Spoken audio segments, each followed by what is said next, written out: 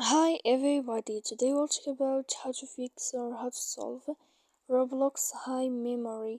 To know how to fix or how to solve Roblox high memory, you should just go to settings. Here in this page, you will click on apps, default apps, app settings. After that, in this page, you will click on Roblox.